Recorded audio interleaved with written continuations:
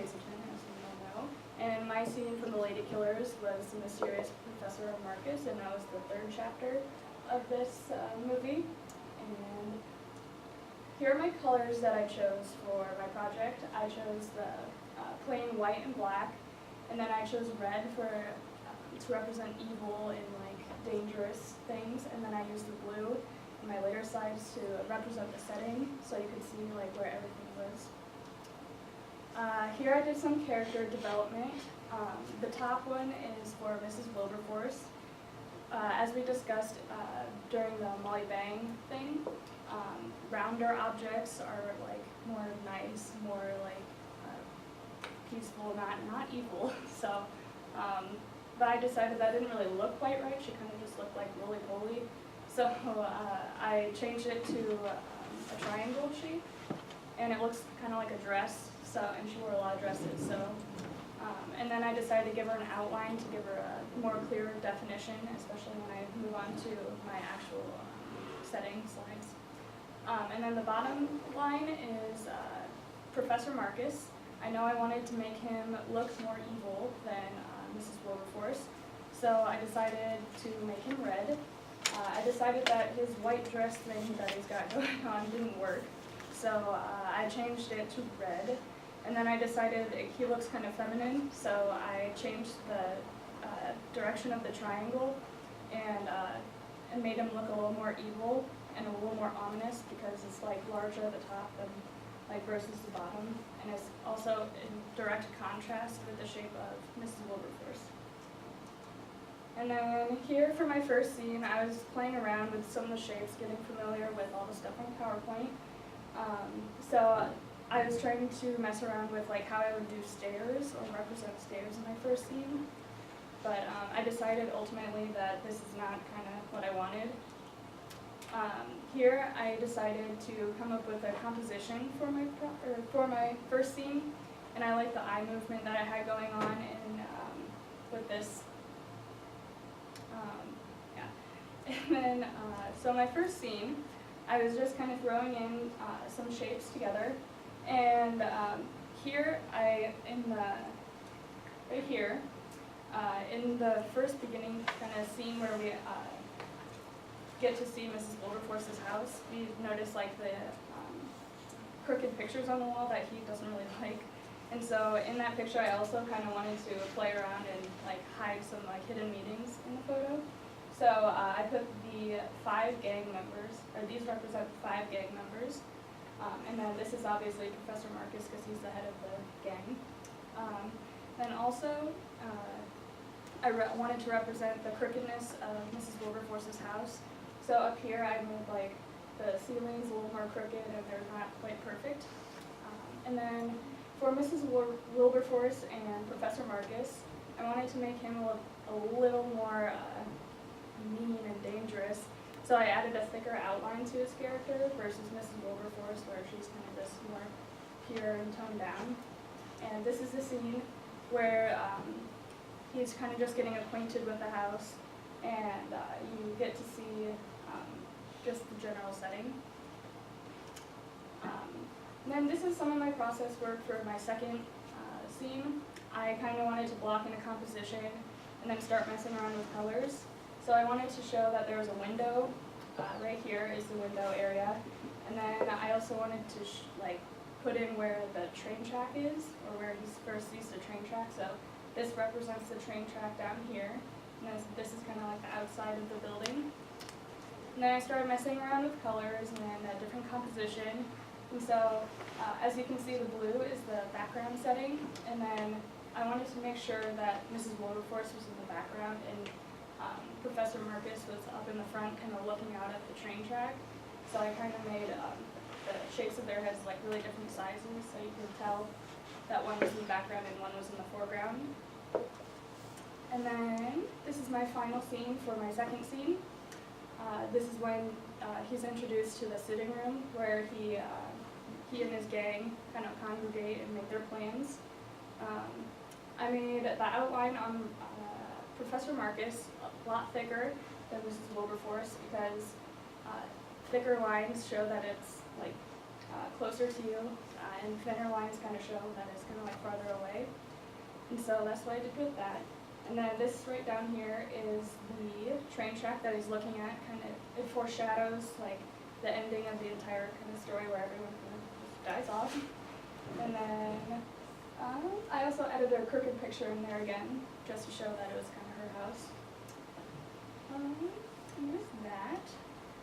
And then for my third scene, I wanted to kind of block in a composition again. I used repetition with this one. So there's like the repetition of circles. And for this scene, I decided to play off of the quote that he says, that eyes are the windows to the soul. I thought that was kind of like really ominous, and it kind of foreshadowed the rest of the movie. So after that, I kind of blocked in some colors. I decided that I wanted him to be red up here, and I was playing with the colors over here. I wanted to show that he was like two-faced in a way. And so in this, which is my final scene, I made his eyes actually windows, and I wanted to show that right over here it's kind of like his subconscious, I guess. And so this is him, Professor Marcus, and his shadow, which is what I'm trying to show here, is his dark side and the evil plottings that he has. And then the small, like, little Mrs. Wilberforce down here, I wanted to show that he was like two-faced and evil, and Mrs. Wilberforce was just this sweet, innocent old lady. And I also added the angle of his hat on here to show the relation between the foreground and then right here. And also with this slide especially, this shape I made a little bit of a border around here. And so when the shapes like go over my border, it makes them kind of pop out at you a little bit more. And I thought that was really cool how it added like a little bit of a 3D effect. And that is my final scene. And do you have any questions? I can go to the little... Yeah, just move them on. How do you make them? There's a slider over there, yeah.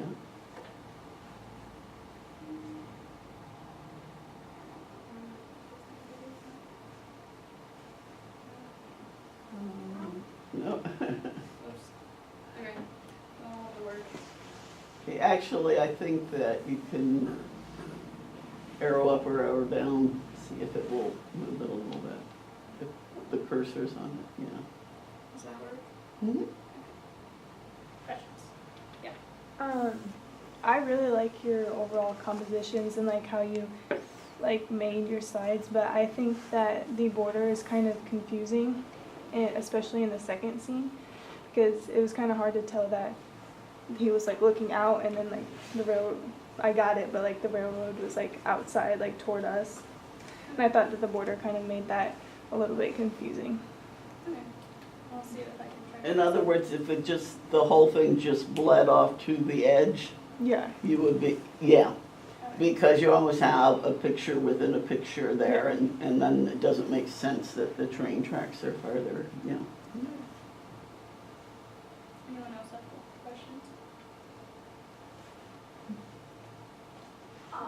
I was just wondering how you came up with kind of the composition before the first final scene with the lines, because when I first saw it, I had no idea where you were going with it, but then when I see the next slide, I kind of see it, but I was just wondering how you got that before you made the final scene.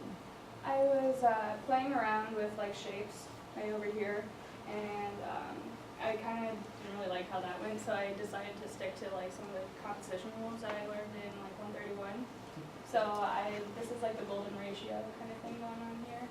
So I wanted to kind of like set a composition before I just started like throwing things in randomly, and I like had this idea beforehand, and so I kind of just like threw this in together, and then I just started like basing all of my shapes off here, like from here, off of here, if that makes sense.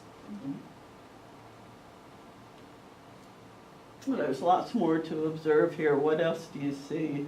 You want to comment on? I like on the first scene how you have the pictures, but I think to make them appear as more of the gang, if you were to invert the triangle, like you have your actual characters, it might be a little bit easier to tell like what it is.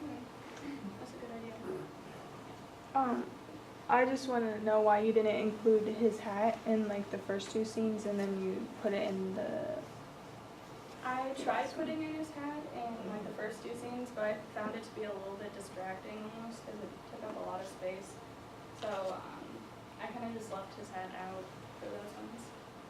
But you can still tell who he is based on the color that he is.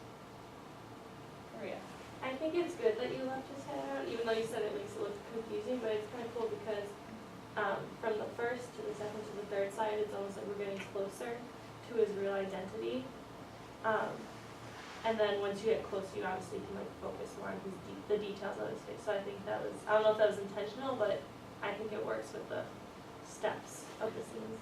Well, technically, you know, he follows all of the rules of good manners and good deportment. So he takes off his hat when he comes into the house. He's not, I mean, or having him take off his hat when he's in the house is not any kind of a real issue there. He'll still be the character with it, without it. I think if I were going to change anything about his face, in the last one, I would not make the smile as symmetrical as it is, even though it's fairly, the whole thing is that his smile is just so abnormal. And if you read any of the details about this, actually, what happened was that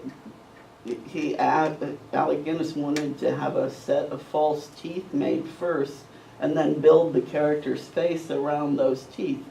And they do seem to protrude, and they're just, the smile is very crooked, et cetera, et cetera. And I might take a little exception to the symmetry there. There are a couple of tweaks you could do, and I do think you want to get on to the sense of having a border on the picture, because actually in some places it's just kind of distracting, and other places it's a little misleading. So I think you want to redo all the finals to make sure they bleed to the end of the picture frame that's visible. Other things you think might need to be tweaked? I kind of get where she was going with like the confusion of how you got the line movement to your first final scene. And I think you can almost incorporate those lines like within the ceiling, and it would make more of a eye movement towards the characters. Okay, yeah, I see where you're going with that. That's a good idea. With the painting, I like how you have it set up where painting is crooked, but wouldn't you want to make the triangles crooked as well? I could do that, but I thought it was more interesting that they were straight up. I mean, I played around with like setting them up in there, and I just decided that that's my final composition for that. But I can play around and see if I can change those. Yeah. In your third and final slide, I like where you're going with it. Like after you explained it, but like when I'm looking at it, it looks like he's like standing in front of a house and like there's a window with 3 people behind him. Like it doesn't make sense unless you really explain it. Like it's a really, really cool idea, and like I get it, like after like with the eyes like to the thing, but I just don't know how you can make that not look like a window, because it looks like a window. And I mean, I know you wanted it to, but it looks like it's like a window in a house, like, and it's a completely different, like something's going on. You're getting the sense you're looking outside from it. Mm-hmm. And it might have to do with the sizing or the positioning or something that you can make a change. I know what she's saying, that there's too much of a temptation to see that as real objects outside a real window.